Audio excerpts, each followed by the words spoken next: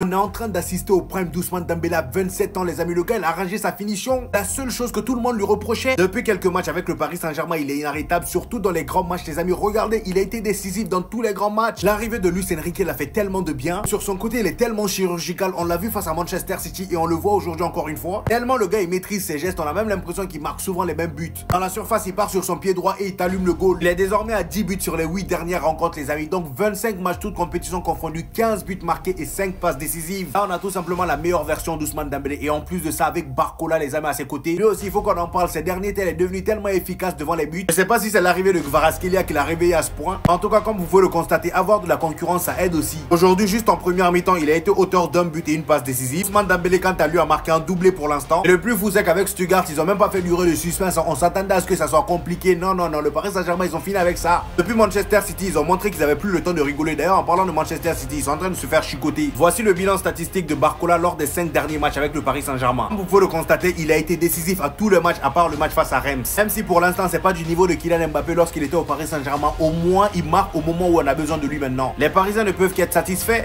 Bellingham porte Rodrigo, mais il porte surtout un joueur qui a le potentiel de devenir le meilleur joueur du monde. Avant toute chose, pour cette nouvelle édition de Ligue des Champions, le Real Madrid termine dans les 16e. Restez bien jusqu'à la fin pour comprendre ce qui va se passer. Aujourd'hui, c'est de lui qu'il faut parler. Dans tout le 14, c'est le moins médiatisé. Là, c'est la première fois que je le vois montrer une aussi grosse constance, une aussi grosse régularité. Il a mis un doublé, mais son premier but, j'ai même pas les mots. Il récupère le ballon ici. Son vis-à-vis vient sur lui. Tempête. Il s'enfonce dans la surface. Cet angle fermé là, il envoie un pétard.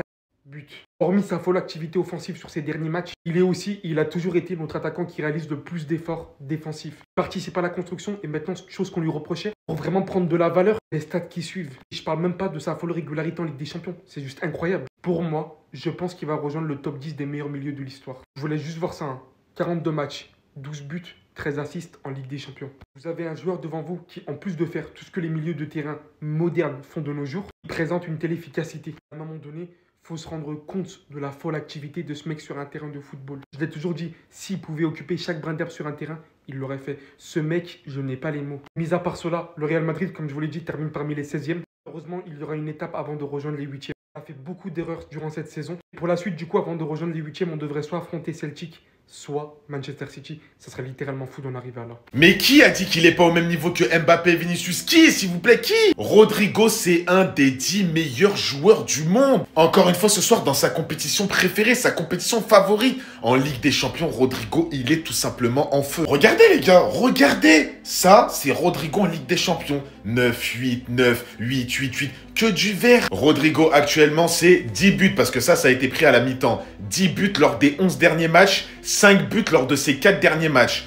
Le crack brésilien est en feu. Non, au bout d'un moment, faut dire les termes. Moi, vraiment, s'il y a un joueur de Madrid que je kiffe en étant barcelonais, c'est bien Rodrigo. Franchement, faut le dire, Rodrigo, les gens, ils ont pas encore compris. Ils ont pas encore vu la lumière, mais ce joueur, ça va devenir un des meilleurs joueurs du monde dans le top 3 des prochaines années, j'en suis sûr et certain. Il a un toucher de balle, il a un talent, il a un niveau, il a quelque chose. Il a quelque chose en plus que les autres. Pied droit, pied gauche ce soir, poteau rentrant. Non, c'est trop. Surtout quand Ancelotti l'utilise dans les bonnes conditions. Mais Rodrigo, tu peux pas l'arrêter. Il prend toutes les défenses. Et vraiment, ce que je souligne, mais vraiment avec ce joueur, c'est que les gars, dans les grands moments, tu peux compter sur lui. Et ça, avec les joueurs d'avant, c'était pas tout le monde. Là, dans la nouvelle génération, il y en a plein comme ça. Rodrigo en Ligue des Champions, c'est toujours masterclass. Tu lui mets City, Bayern, Arsenal, qui tu veux, il va faire le boulot. Et moi, je le répète, mais au niveau de la cote et de la valeur, les gens ne se rendent pas compte. Rodrigo, normalement, c'est plus. C'est au niveau de Kylian Mbappé, au niveau de Vinicius. Vinicius, t'as pas intérêt à t'absenter souvent parce que là, Rodrigo, depuis un moment, il montre des choses. Son poste est carrément en danger, qu'on se dise la vérité. C'est vrai que Carlo Ancelotti va jamais l'enlever là-bas, mais les amis, il faut se dire la vérité. Rodrigo, les amis, regardez cette version. Son côté gauche, il respire le football. Le gars, il est inarrêtable. Dès qu'il commence à faire des slaloms comme ça, tu peux pas l'arrêter. Son premier but était juste magnifique. Regardez, il est rentré dans la défense comme s'il y avait personne devant lui. Et lui aussi, il veut plus arrêter de marquer 9 buts lors des 11 derniers matchs avec le Real Madrid et 4 buts lors de ses 4 derniers matchs. C'est pourquoi je vous dis que ce mec-là n'a pas besoin de beaucoup de choses pour devenir le meilleur joueur au monde. Faut juste le mettre à son poste. Et en plus de ça, en Ligue des Champions, il est tellement énervé. Lui et Vinicius, ils sont inarrêtables. Regardez-moi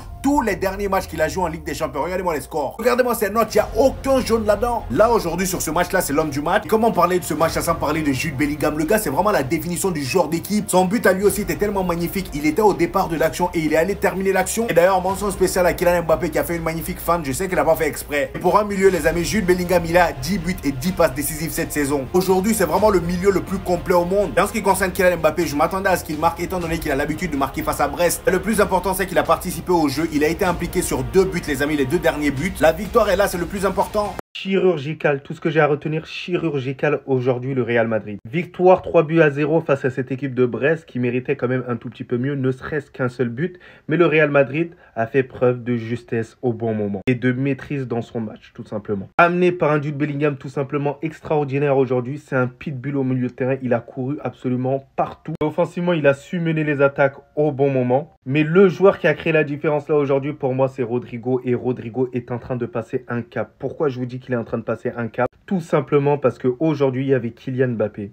Et c'est lui qui a pris le lead. Autrefois, Rodrigo, c'était quand même le second lorsqu'il y avait Vinicius, Mbappé. Mais là, maintenant, il s'affirme de plus en plus pour montrer que c'est un galactique qui compte pour le Real Madrid. Après, les gars, je ne vous cache pas que je suis affreusement déçu au final parce que le Real Madrid jouera les play-in, en gros les barrages, pour pouvoir se qualifier pour la suite de la compétition. Donc, on ne se facilite pas la tâche. C'est un match de plus, sachant qu'on sait que les matchs s'accumulent de plus en plus. Donc, j'espère qu'on arrivera à gagner ce match, sachant qu'on peut toujours affronter un club, par exemple, comme Manchester City, pendant ces play-in. Donc, j'espère qu'on arrivera à faire la différence pour la suite de la compétition. Mais sinon, en vrai, ça à toi, moi en tout cas, on bien, alhamdoulilah. Mais wesh, Ousmane Dembélé, mais oh! Eh là, j'ai vu le Dembélé de Dortmund, de Rennes, du Barça sous Xavi. Triplé d'Ousmane en Ligue des Champions. Et ce soir, attention, les buts qu'il met, c'est pas des tapines, c'est pas des buts pied droit, pied gauche. Et ça allait dans tous les sens. Ce Dembélé-là est ultra dangereux, vraiment. Il nous le montre match après match avec le PSG. Carrément, regardez-le-moi, ce fou furieux, il est parti célébrer, il est parti danser. Non, franchement, affûté comme jamais, régulier, match après match. Déjà, l'autre fois, face à Manchester City, il te les a baladés, Bernardo Silva, petit pont. Sur le côté, il a cassé des reins. Aujourd'hui, c'était pareil, ils n'arrivaient pas à l'arrêter. Tu vois, c'est ça qui m'énerve chez ce joueur, mais c'est ça. Il est capable de faire des choses, les gars, mais des choses ici. Et le mec, généralement, il est ici. C'est ça que j'aime pas chez lui. C'est que Ousmane Dembélé, en termes de talent, mais vraiment en termes de potentiel, c'est un des meilleurs joueurs du monde, normalement. Il a des qualités en lui que des footballeurs n'ont même pas dans leur rêve. Et il les met pas assez en œuvre. Un Ousmane Dembélé comme ça, normalement, c'est tous les week-ends. C'est tous les matchs en Ligue des Champions. Mais franchement, en tant qu'amoureux du foot, on ne peut que se réjouir de voir un Ousmane Dembélé à ce niveau-là, de voir un Ousmane Dembélé en forme comme ça. Là, ce soir, en plus, vraiment, comment il t'allume la cage, pied droit, pied gauche, il a les deux pieds. Vraiment, but du droit, bah rentrant, but du gauche, bah, il allume. On pouvait finir premier, mais tant qu'on est dans le top 8, on va pas se plaindre. Match nul. Franchement, Atalanta était venu pour jouer le nul, ça se voyait à des kilomètres. Un match qu'on a laissé passer tout seul à cause des erreurs de placement. Araujo qui est buteur ce soir, mais on sent qu'il a du mal sur le piège du hors-jeu parce qu'il couvre à chaque fois. Et en plus, il lève la main alors qu'il couvre. Enfin bref, on commence le match avec un but de Lamine Yamal qui a été infernal ce soir. Un réel calvaire pour Atalanta sur une superbe passe de Rafinha. Franchement, la saison que Yamal est en train de cook, c'est du lourd. On se fait ensuite égaliser parce qu'on tue pas le match. On avait une superbe contre-attaque, mais Lewandowski rate son contrôle. Rafinha passeur, Araujo buteur. Donc c'est 2 passes D pour Rafinha ce soir. Franchement, en fin de saison, les gars, faudra faire les comptes. Parce que Rafinha aussi est en train de réaliser une saison de porc. On se fait égaliser derrière à cause du placement d'Araujo. Mais bon, les gars, on va pas se plaindre, on va pas gâcher la fête. On est qualifié dans le top 8, on est 2e. Vous avez dit, les gars, nos potentiels adversaires, c'est peut-être le PSG, je vous avais prévenu. Donc c'est PSG, Benfica, Monaco ou Brest. Les 2 vainqueurs de ces confrontations. Il y aura le tirage au sort, ce sera soit nous, soit Liverpool. En tout cas, les gars, j'ai hâte. Sinon, vous, les gars, vous en pensez quoi? Ramenez-nous sur ta pensée, on s'ennuie. On aurait dû les battre! La première place, elle était juste là! Juste là! 2-2 à domicile! C'est pas possible! C'est pas possible! Première édition de cette nouvelle Ligue des Champions! Elle devait être pour nous, les gars. Liverpool, ils ont perdu, ça devait être pour nous. On s'en fout, premier, deuxième, c'est pareil. Mais on savait qu'on était qualifiés. On revient de loin, Europa League, élimination et tout. Là, on finit 2e de ce nouveau format de Gladiator Ligue des Champions. La tête bien haute. L'Atalanta, bien évidemment, c'est pas des petits. On sait que c'est une grosse équipe. Mais là, on fait 2-2 alors qu'il y avait de la place. Il y avait de l'espace. En plus, bon, le premier but, il est beau. Mais le deuxième, il pue. Le deuxième but qu'on encaisse, il est nul. On aurait dû faire mieux. Ronald, pourquoi tu t'alignes pas mieux? C'était aujourd'hui qu'il fallait mettre Koubarsi, flic. C'était aujourd'hui qu'il fallait mettre Koubarsi. Mais bref, les gars, on s'en fout. On est qualifiés. On est 2e. Les deux seules places qui importaient, c'était la première et la deuxième place. Voilà, c'est officiel, on ne pourra pas rencontrer Liverpool et ils ne pourront pas nous rencontrer avant la finale de la Ligue des Champions. Un parcours magnifique. Ça a commencé sur une défaite, regardez où ça se finit. Tout en haut du classement. Alhamdulillah. Ramenez Al Nasser. Non, ramenez Al Nasser, j'ai envie d'essayer juste un truc. Ramenez-nous Al Nasser à Pierre Mauroy. Je veux juste essayer la théorie de Cristiano Ronaldo. Non, parce que à ce qui paraît, la Ligue 1, c'est un championnat de merde. Il n'y a pas d'équipe à part le PSG. Mais qui est qualifié directement? Attendez, on va regarder le classement. Lille, 7e de la Ligue des Champions. 7e. Et après, Ronaldo, Neymar et je ne sais qui, ils viennent nous bassiner que notre championnat, il est inférieur à la Ligue saoudienne. Non mais je rêve.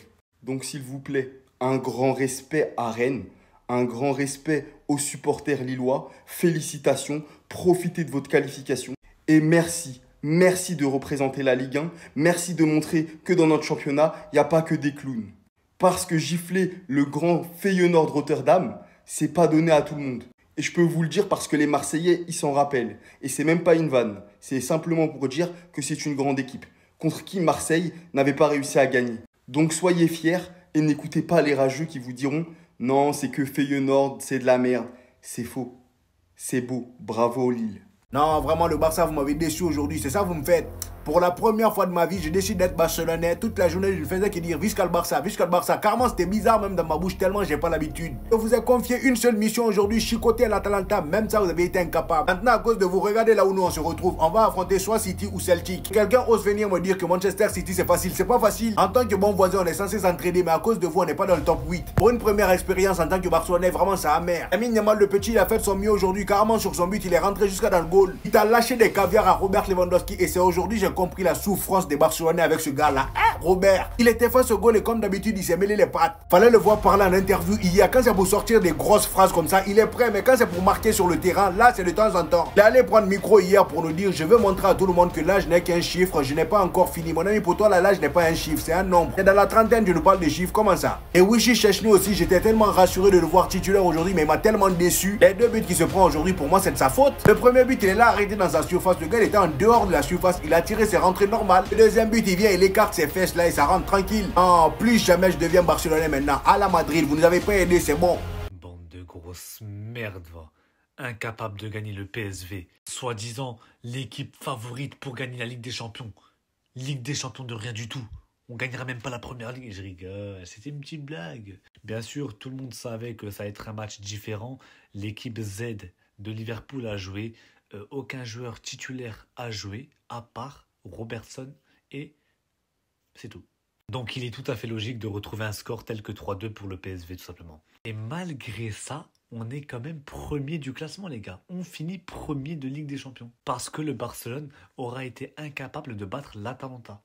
Ces gros nullards de merde. Avec leur équipe cheap, hein.